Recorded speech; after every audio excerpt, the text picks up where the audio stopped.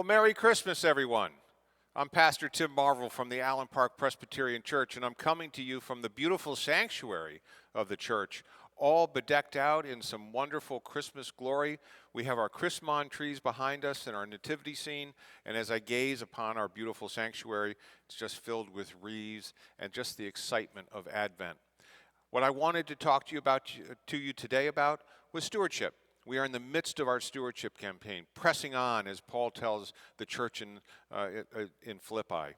Press on to wonder and see the wondrous glory of all that God has in store for them and for creation. We started off our stewardship season knowing that we were in a deficit in this year, in 2022, and we're looking forward to 2023.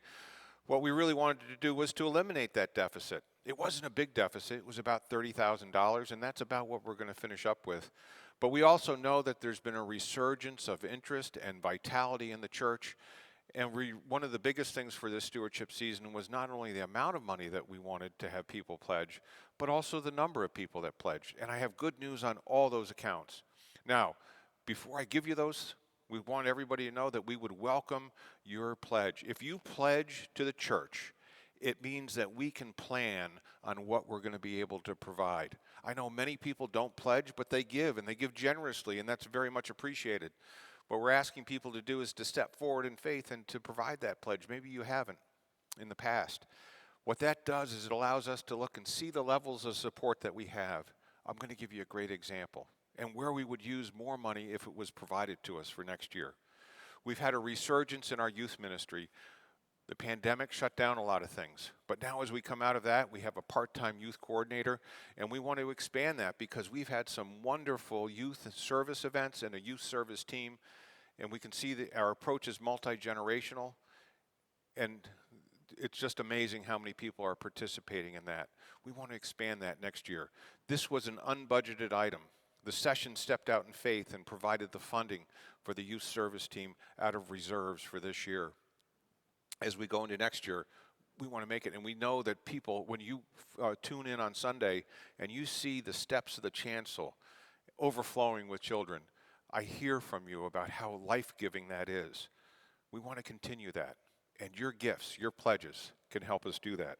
Let me give you a couple just very specific things so you can understand. Because I know a lot of people say, I don't know where to begin. Well, we have some opportunities so that maybe you'll feel a little bit better about that. In 2022, we had 111 total giving units. That's families and so forth. Provided pledges of about $260,000, and that's about $2,300 a pledge. And that is about average when we compare ourselves to other churches in the Presbyterian Church USA. This year so far, we have 85 pledges, totaling about $208,000, and that's almost $150 more per average pledge than last year. Wonderful. Thank you so much. Here's the even more exciting news from my standpoint. We have 17 brand new pledges, people and members who haven't pledged before, but they have this year, and that's a beginning. Now, those average pledges are much less than that, but the biggest thing is people have stepped forward. And how much do you give? Well, that's between you and the Lord, but I'll tell you this much.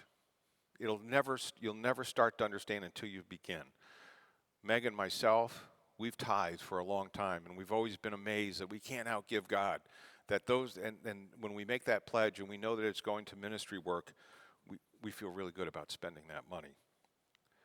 We have, out of that 17 new pledges, 6 of them are brand new people.